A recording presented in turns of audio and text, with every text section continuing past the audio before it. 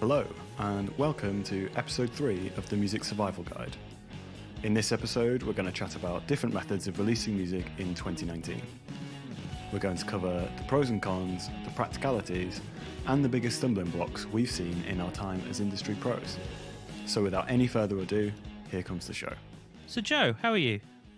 I am doing incredibly well, thanks mate. I'm very stressed, as summer is always the peak of making records, but I wouldn't change it for the world. How are you? I'm good. I don't like summer, but for a very different reason. Because I hate the sun. It's true. I hate the sun. I'd much prefer like snow or rain, which sounds dreary. But then I was born in January, so.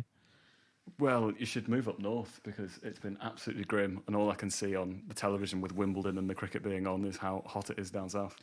Yeah, life choices, regretting them, but there we are. We'll swap. So, what are we going to talk about today? So this time we're going to talk about ways to release your music in 2019, which is a very awkward title, but I didn't really know what else to call it. So there's lots and lots of different methods to distribute your music nowadays, and it can be quite confusing knowing what is going to work best for you, I think. Yeah, I think this is as much of going to be a disclaimer for telling you why you shouldn't use these methods. I think a lot of them can seem glamorous and quite easy.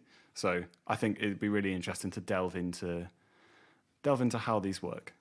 So I think we should dive into the first one that I've got written down here, which is Kickstarter. Do you want to just kind of run through what Kickstarter is? Does anyone not know what Kickstarter is nowadays? You'd be surprised. Oh, fair enough. So Kickstarter is a platform from which you can make a test product, or in this case music, like a new album that you want to release, and you go, we want to release this album, or we want to release this product, but we don't have any money. Who wants to help? Is kind of the basic premise of it. So there's a band that I just supported on Kickstarter the other day, and their sort of lowest level contribution, because you have different levels of contribution for different amounts of money. Their lowest level one was just like a digital download, and then there was a CD, and then it got more and more and more until we will do a show in your house, which, given that they're American, I felt a bit rude asking for a show in my house. Well, I guess it depends how much you're donating at this point. It's $250 dollars. I don't know if that would cover the flights. Yeah. I don't think it will. I think, it's one of them things that you see more commonly with technology companies. So inventors might have an idea. I'm pretty sure there was a really famous Kickstarter for like a hoverboard idea like a few years ago that nearly broke the internet, but obviously they didn't come through on it. Yeah.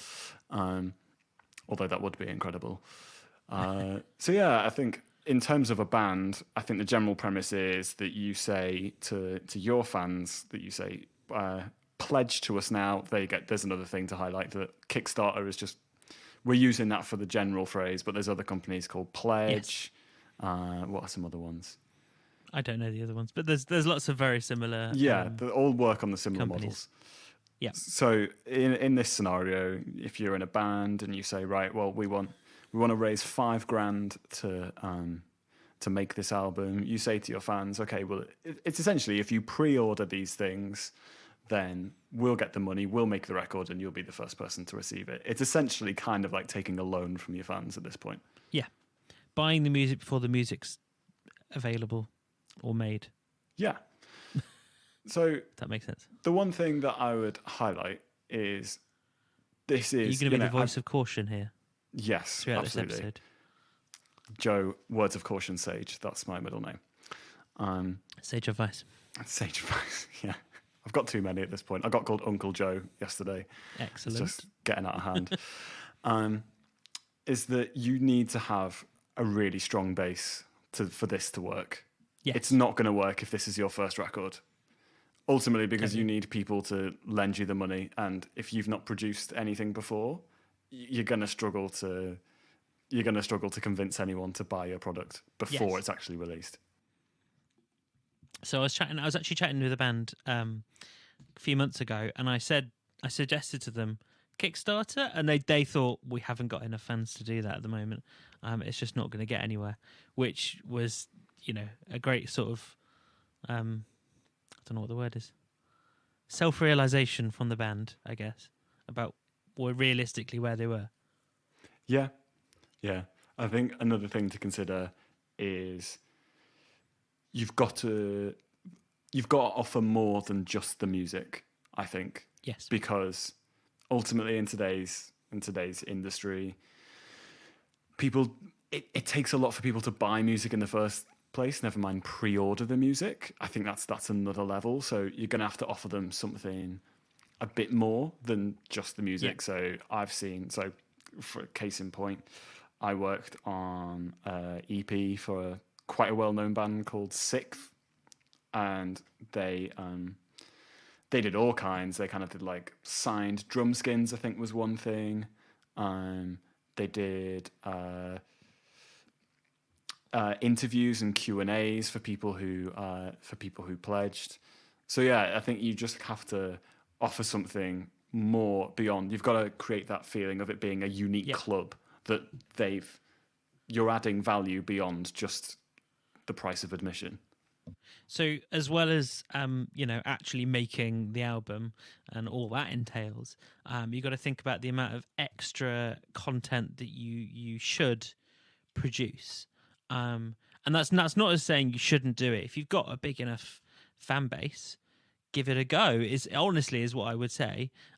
Maybe if you find one or two bands you like who are doing Kickstarters, just pledge a bit of money, and then you'll get into there, because it has like an internal sort of email update system, and you can see the kinds of things that bands are giving to fans on Kickstarter. That would probably be really worth doing before you actually try and start one yourself. Yeah, absolutely.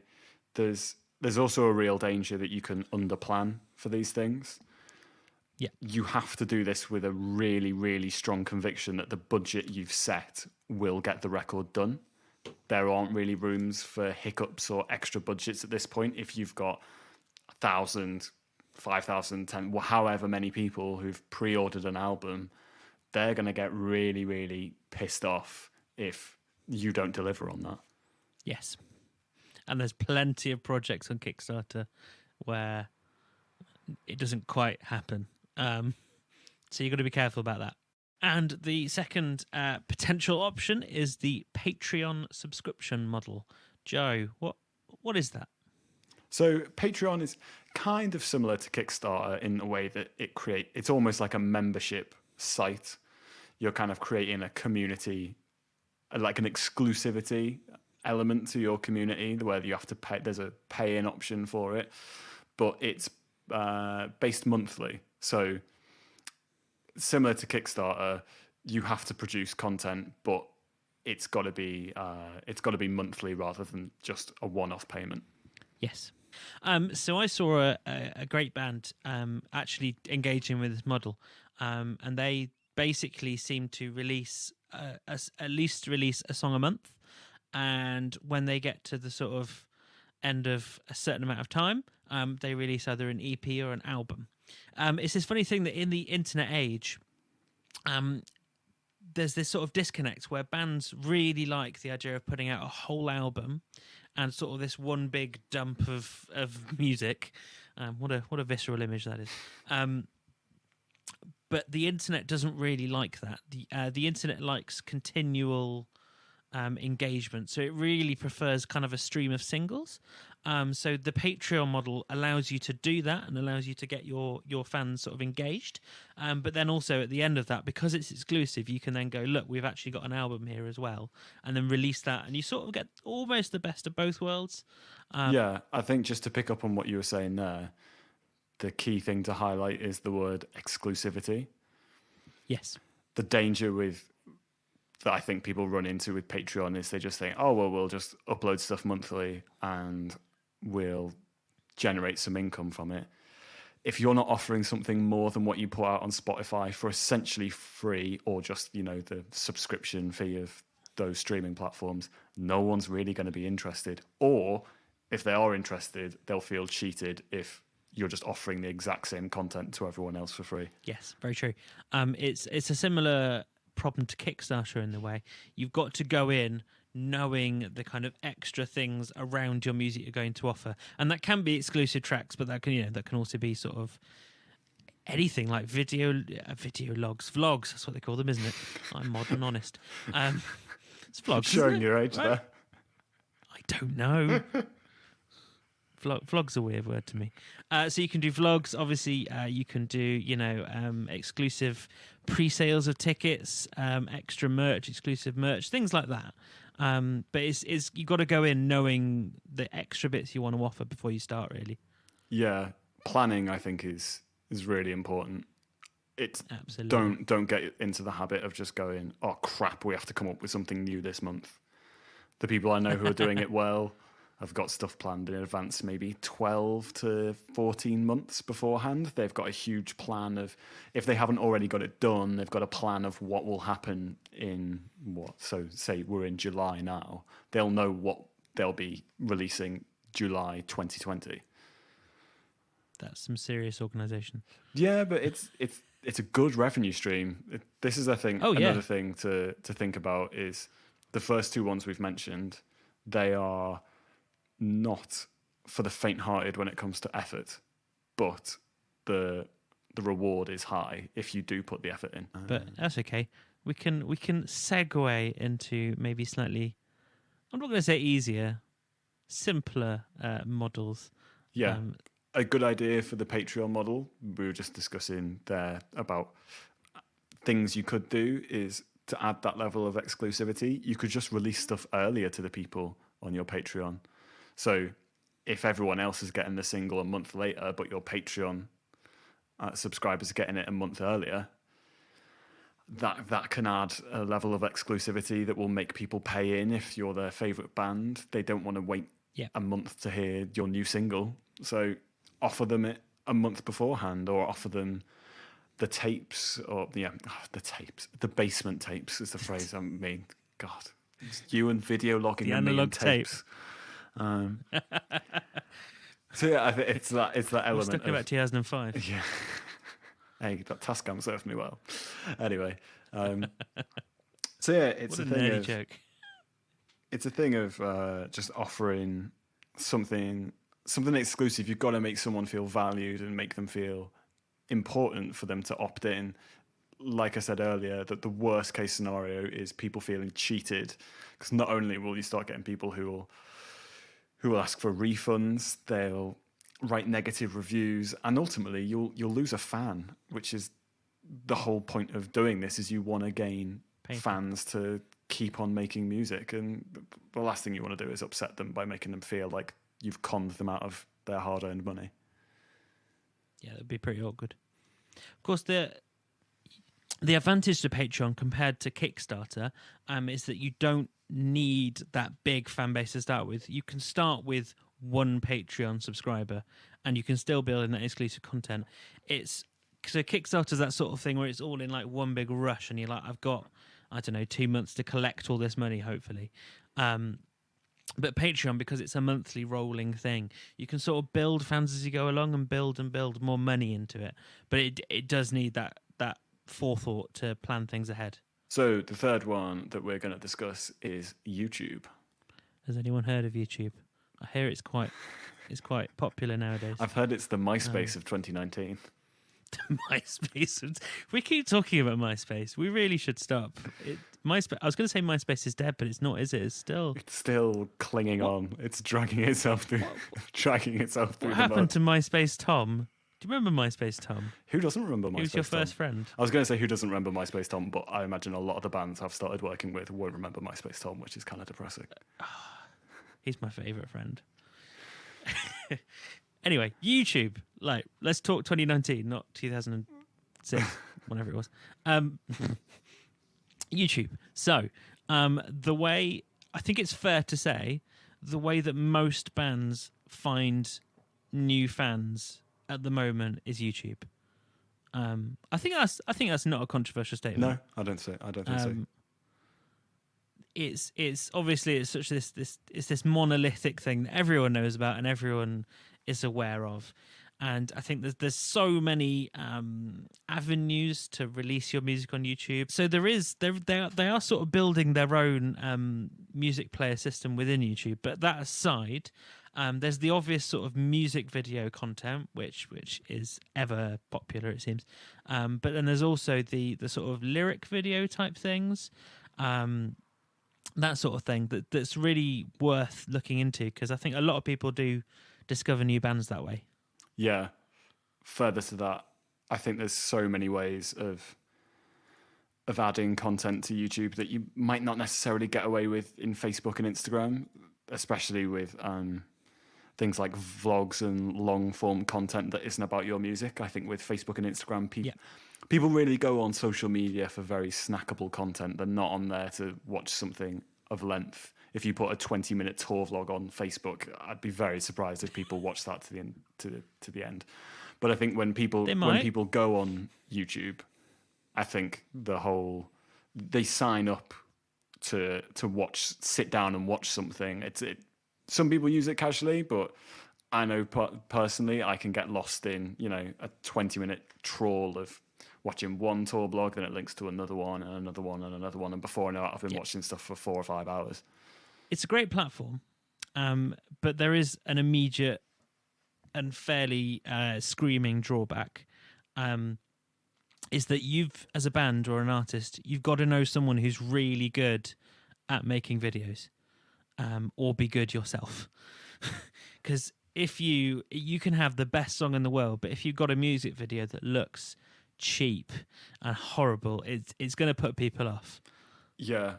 I will also caveat that with, and because this person will forever remain anonymous, but it is doing the rounds in my mix engineering producing WhatsApp group, we have found the worst song/production to high production music video ratio that we've ever come across. It's probably not the forum to ask, but could you send me a link? I absolutely can. It is. Don't get me wrong, it looks like Scorsese did the video, but it sounded like it was recorded through someone's mobile phone. And for the life of me, I can't figure out what is going on. It looks great, sounds like Is that what you're trying to... Yeah, and when you see it, trying to say? Will be a prominent word. A prevailing theme. Wow. I'm excited now. Sorry, this really isn't podcast worthy talk, is it? Oh no, absolutely. Let's talk about something that you can't know.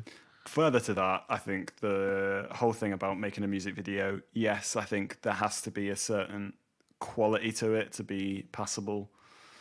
Although I wouldn't stress about it too much. It kind of is a bit of a crying shame when I see, I mean, not to the same ratio of it being awful production, but you can tell when someone spent too much money on the music video and not enough on actually recording the song.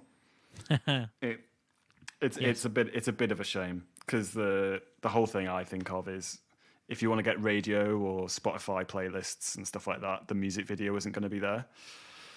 It can prop you up on YouTube, but elsewhere it's not really good enough. Yeah, it's just not great. But it is worth saying that it's almost what you need is kind of very genre dependent. So if you're I don't know, like a punk band or like a dirty rock band, you could probably get away with something that's a lot rough around the edges than, I don't know, a popular music group. Yeah, guess how much I know. Are you referring to one of those pop bands I tend to work with? Popular beat combos. So if you're gigging regularly, then maybe get some friends along with some GoPros, and get loads of footage from various gigs. It could be genuinely as simple as that. Idea. I've seen that kind of video work before, and it's obviously super cheap. A quick example I can think of that worked really, really well was a pop bandish, maybe indie rock, indie pop. And they just got all their fans to film themselves lip syncing to the song, and they just did a huge edit of all their fans like singing along to the song, and it worked really, really great. It was a bit grimy and a bit, rough around the edges, but it worked really, really well. And I think having something like that is better than having nothing at all. Yes. The one again, sage word of caution is it's a trend that I've noticed now, and is some of the most infuriating things to happen. Is if you've got a 4-minute pop song, 4-minute metal song, I don't care what the kind of song is it, don't put an ad in the middle of it. It just doesn't make sense. So, a great creative music video I saw was by a band called SKAM, SKAM. And they released a video, and I'm afraid I can't remember the song, but I will find it and put it in the show notes. And it was a music video of just them in a town playing.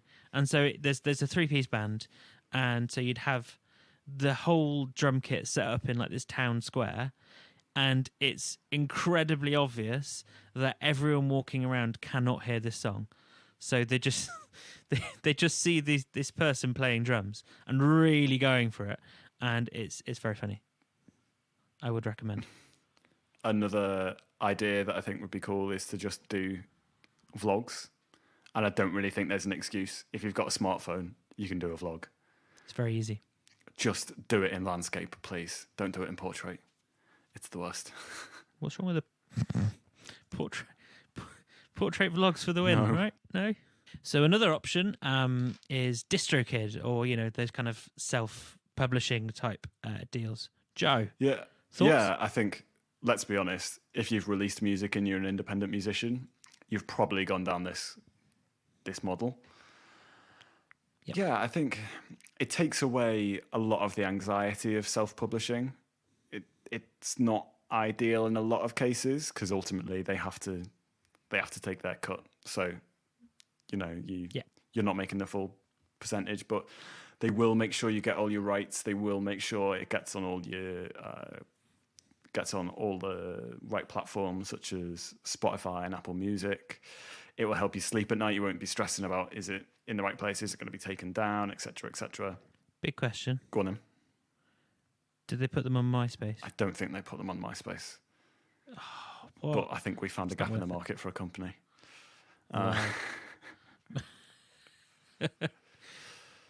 So, DistroKid. Yeah, so there are loads of examples of DistroKid type things. So I think another example is Spinnup. Ditto is another one. And, they all have their pros and cons. I've heard some people have had great experiences with one, and similarly, with the same company, other people have had nightmare experiences. It's one of them things that I think it depends on you as a band, how much you're prepared to pay, your circumstances. But it's one of those, I think you're just better off researching it for yourself and seeing which one works best for you. It is an absolute minefield of research, but it's worth it to get your music to the right company. Yeah, ultimately. One thing I will say, that because I was just chatting to someone about it earlier, is in terms of getting money for cover songs. I know DistroKid does a cover license. Yeah. Because if you try and self-publish it, you will, unless you are a master of music law, you won't make any money from that. You could get demonetized, potentially sued, and at best you could have your music removed with no repercussions. But DistroKid will do a cover license. Admittedly, you're not going to make as much money, but I think that's only fair. It's not your song. So what DistroKid will do is they'll ensure that the people who you're covering, or the people who own the rights to the song, will get their fair slice of it. But ultimately, you will make money. It's less money, but it's better than making no money at all. I prefer making some money to no money. I should get that as a tattoo. What a weird tattoo. So, finally, there's the classic option of physical media. Whoa. Pre-MySpace. Hurts for some people in 2019, doesn't it? Pre-MySpace. So I'm talking CDs. I'm talking vinyl, which is almost surprising to say, but certainly in rock and metal, vinyl is a huge thing. I'm even talking tape, because I've heard tape is making a comeback. Well, by that you mean cassette. Yeah. Proper tape. Not like cassette tape. 2-inch reel to reel. 2-inch reel to reel. That's the only way to listen to music, isn't it? Right? It'll be a very niche market who could afford, play it, and buy it. It's joyously analog. Yeah. So physical media. Joe, thoughts? I think it still has its place. I think you have to be really creative about how you do it, though. I think the days of, throwing a CD-ROM into a clear plastic jacket with a bit of Sharpie over it is well and truly gone, because there's just an assumption it will be on Spotify. Further to kind of the whole Kickstarter and Patreon thing, I think you have to offer something a bit more. Yeah. So maybe on your physical release, you have to offer a level of exclusivity. So it could be maybe an uncut version, like a non-radio version, or an acoustic track. Maybe some interesting artwork. Maybe on the inside, I've seen this done. So they've kind of got the whole cardboard CD sleeve, and on the inside, they've included a sticker. Ooh. So it's just something else. Everyone loves stickers.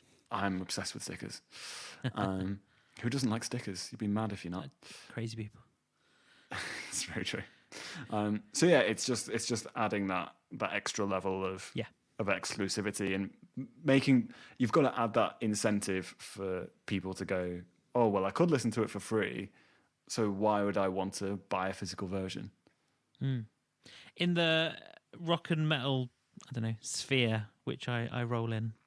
Sphere? Roll? No, sure. Sorry, I've just clicked onto that. Oh, yeah, it's terrible.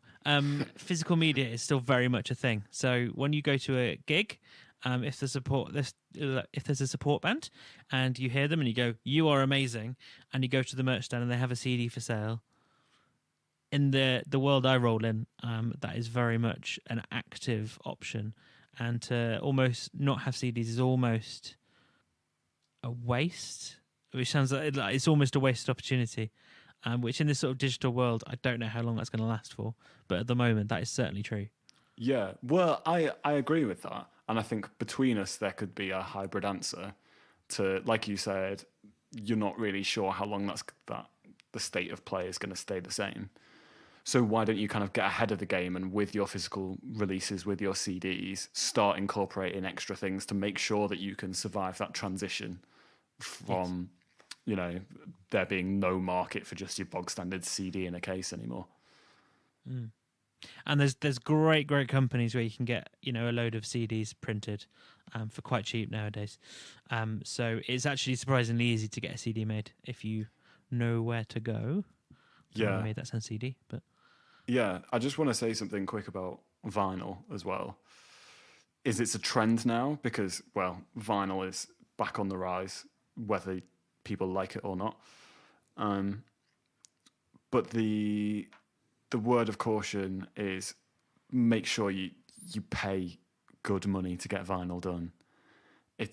There are lots of cheap options to get it done, but I promise you they're not worth it. They sound like garbage.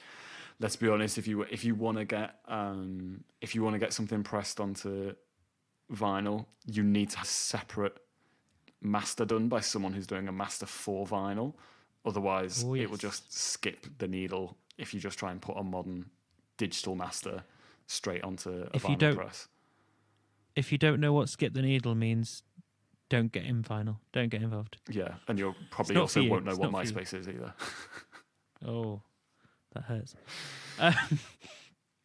But if you're going for cassette tape, just make it as cheap as you like. It all sounds terrible anyway, so it doesn't really matter. That's true. The thing, if you're a punk band, cassette tape's fantastic, right? Yeah, I think it's the way forward. I don't want to say cassette's a novelty because I think that's an insult to it, but it does have that. It is such a novelty, though. Yeah, but I think that's kind of part of the appeal, isn't it? It's almost it's a hipster thing, cassette, really. That's a brutal statement. But I think the thing to consider when you're kind of going for physical releases, especially if you're going something more than just CD, is keep that in mind right from the off. So whoever's producing, whoever's mixing, I know with a lot of the clients I produce and mix with, if they want to work towards a vinyl, then it needs to be a conversation had at the start, because you will ultimately need to make some production choices and some mix choices that translate well onto vinyl. Yes. You can't just decide last minute when it's done, we'll have this on vinyl as well. Yeah. You'll end up quite disappointed with what you come up with. Yeah, very disappointed what you come up with. But don't get me wrong, if you have got the budget for it and you have those proper discussions and you're using a proper mix engineer and a proper mastering engineer for vinyl, and you get a good press and you do good artwork and have the full shebang, put it this way, I'll be buying it. It's the only time I ever buy the physical version of anything I work on, is if it comes on vinyl. Ooh. I'm the first person to buy it. I absolutely love having the vinyl version of stuff I've worked on. I'm a CD guy. And when the day comes that I work on something that gets released on tape, I'm buying it on tape. Even though I have no means of playing When you say tape, please highlight that you mean cassette. No, I mean reel to reel. Please. Only the best. Cool. So, those are, I guess, the major options for the moment about how to release, the best way to release your music.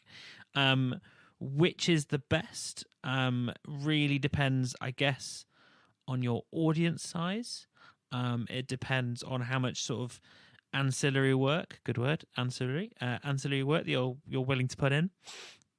And so things like, videos is a big question, and Patreon is a big question. Yeah. So the thing to take away from this is that I think it totally depends on your situation. I don't think there's a specific right or wrong. You've got to kind of go with what feels best. Do your research is the important thing. Don't dive into any of these lightheartedly. Do your research, commit to one or two, and go for it. Give it, like you say, put in the ancillary work. Does that make sense in that context? It's the first time I'm using that word. It does sort of make sense. Ancillary is a great word. But I think the big thing that I recommend is talk to the people you're working with. Like we mentioned with the whole CDs and physical media, is have a conversation with the producer, have a conversation with the mix engineer, have a conversation with promoters, especially if you want to kind of start doing CDs for live stuff, handing out at gigs. Ask promoters if their other artists sell CDs at gigs. If they turn around and they go, no, they bring hundreds and they don't sell any on tour, then it's probably not a good idea, or it doesn't work in your genre to sell CDs. Most importantly, if any of you are releasing anything on cassette tape or reel-to-reel tape, please get in contact. I would genuinely love to hear.